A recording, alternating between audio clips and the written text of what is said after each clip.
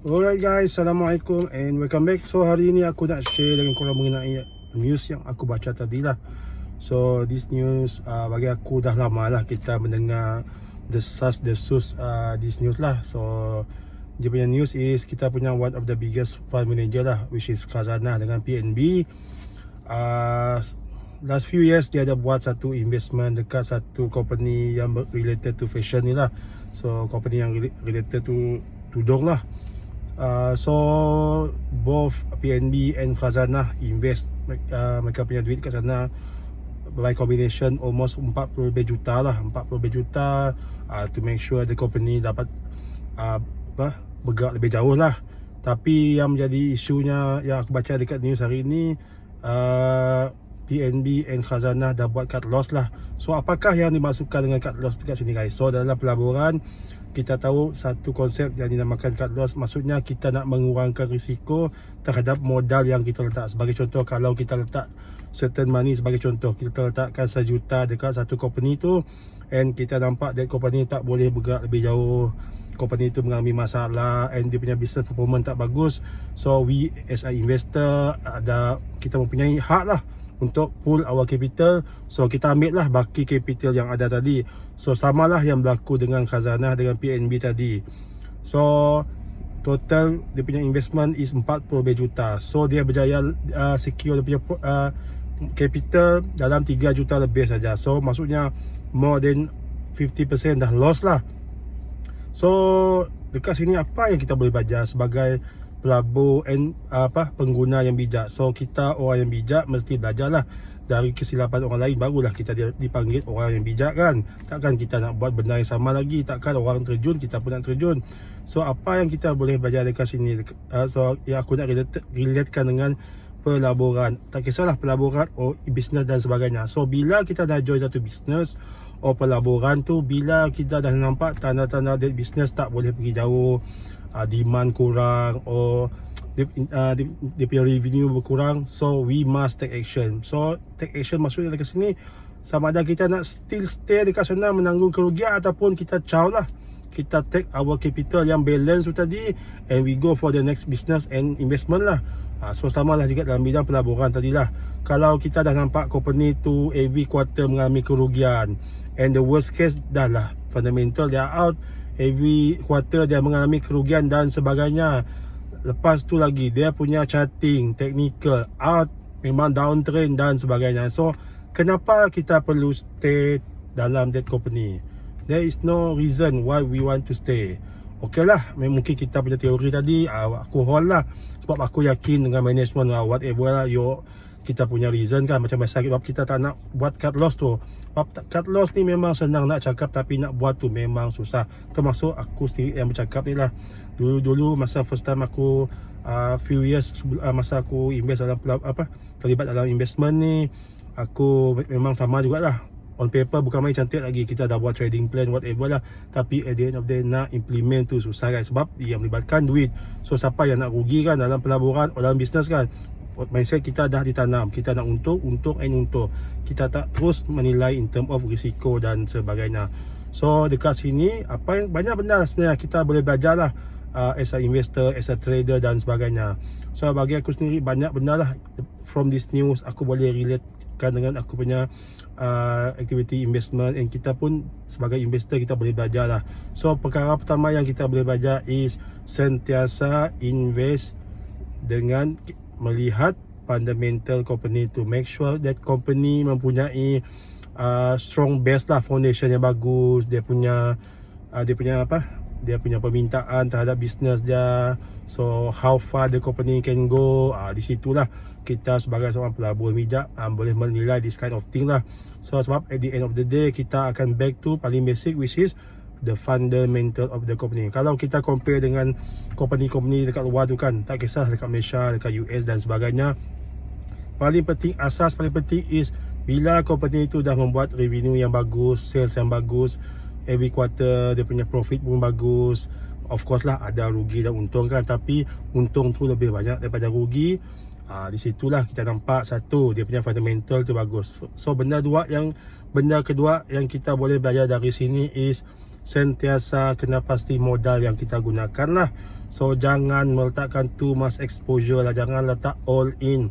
Kalau kita ada 10 juta, kalau kita ada 20 juta, kita all in to that one sector only. So in case this kind of thing happen, so kita dah tahulah apa tindakan kita. Tapi let's say kita tadi kita dah all in, kita punya modal all in, kita letak dekat satu basket tu, and that company lingkup dan sebagainya. So what happen to our our capital? So capital kita akan wipe out lah. So macam mana kita nak recover lagi kita punya capital tadi kan? So this is part of kita punya risk tolerance and risk of one of our kita punya risk management. Okay guys, benda ketiga yang kita boleh belajar dalam this situation is tak lain tak bukan, sebelum kita memasuki pasaran saham atau mana-mana business or investment, kita perlu ada exit plan yang jelas. And at the end of the day, jangan saja kita buat plan sajalah, our trading plan tadi, sebab kita akan dah tulis awal-awal kan, okay, apa aku akan buat bila this company run with profit, so aku punya investment tu naik, grow dan sebagainya. Tapi yang paling penting is apa jadi jika that company reverse lah, rugi, dia punya business jatuh, news tak bagus, sentiment tak bagus, fundamental makin teruk, charting downtrend dan sebagainya. So apakah tindakan kita sebagai pelabur? So at the end of the day, that's your money. And paling penting is apa yang kita plan on the paper tadi, kita kenalah buat. So benda ni nampak senang, tapi nak tekan button sell dalam keadaan rugi tu, benda ni yang paling susah. Tak ramai orang akan dapat buat this kind of thing lah. Lagi-lagi kalau you letakkan exposure duit yang terlampau banyak, tambah lagi you punya emotion dekat situ, you jatuh cinta dengan to that company, you keep on repeating on your mind, you selalu fikir company ni bagus lah, ada orang belakang yang bagus dan sebagainya. So ia akan menjadikan kita punya decision making tu menjadi lebih worse. So yang paling penting dekat sini is make sure kita follow kita punya trading plan. So bila kita dah patut, sebagai contoh kita punya risiko tadi negative 10% saja dalam mana-mana investment kita buat tadi, especially dalam pelaburan saham.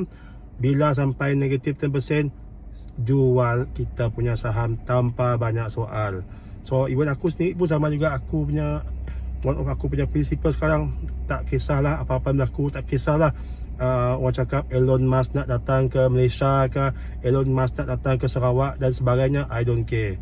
I will cut my losses short and I will let my profit run. So bila dah untung tu, kita hold sajalah.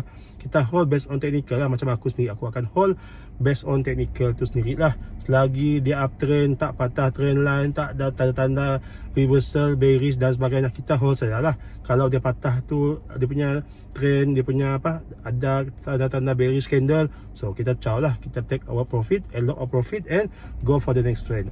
So benda ni kita perlu belajar, and yang paling penting kita perlu amalkan. So yang keempat, kita boleh belajar dari kerugian yang ditanggung oleh fund manager ni tadi is kita make sure invest dalam sektor yang betul.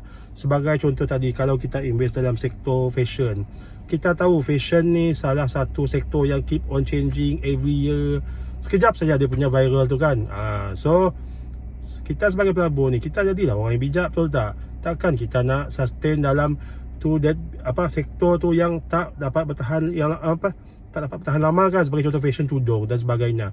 Bukan cakap fashion tudung ni dia punya bisnes tak bagus, tapi dia punya potential nak pergi grow tu memang agak mencabar lah. So why don't kita diversify kita punya modal tadi, kita pilih lah. Sebagai contoh, kita pilih sektor yang kalis dengan macam-macam krisis dan sebagainya. Sebagai contoh, kita invest dalam bidang F&B, makanan sebagai contoh. Kita ada company dekat bursa, kita ada company yang mengekalkan produk, sebagai contoh ayam ke, kedai makan ke, sebagai contoh bakery ke, bahan-bahan mentah ke, yang company yang memang tough lah. Even masa pandemik hari tu pun dia masih boleh bertahan. Sebab apa? That company membekalkan bahan mentah, that company orang pun still pergi juga, whatever happen to the economy nak tunggang terbalik ke, people still buying the product. Kita perlu fokus that kind of company lah. That is apa yang kita nak jadikan kita ni investor yang bagus kan, investor yang bijak. So kenapa kita perlu risikokan duit kita tadi melabur tempat yang sekejap saja viral dan sebagainya. Of course kita punya fund manager dah confirm lah, dia dah allocate kan certain budget kan.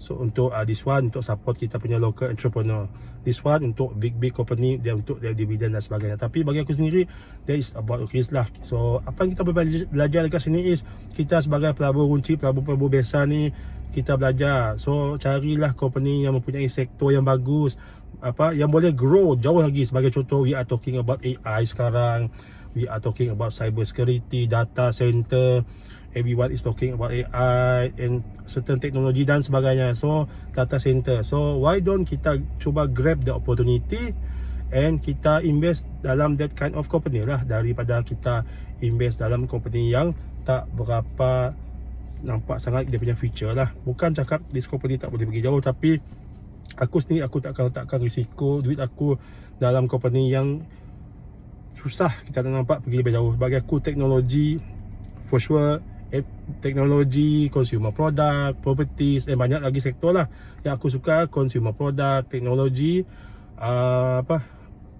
properties, construction, empat ni yang aku suka. Sebab apa? This the potential for the company untuk grow more, nampak lebih jelas lah compare to benda-benda yang berkaitan dengan fashion ni lah. So benda ni kita boleh belajar as a pelabur lah. So kita make sure janganlah buat kesilapan yang sama, sebab kita tahu perkara ni kita boleh elakkan. So at the end of the day is our money. So pandai-pandailah kita menjaga kita punya capital tadi daripada rugi macam tu sajalah. So banyaklah benda kita boleh belajar, and thank you so much for watching. Assalamualaikum, take care.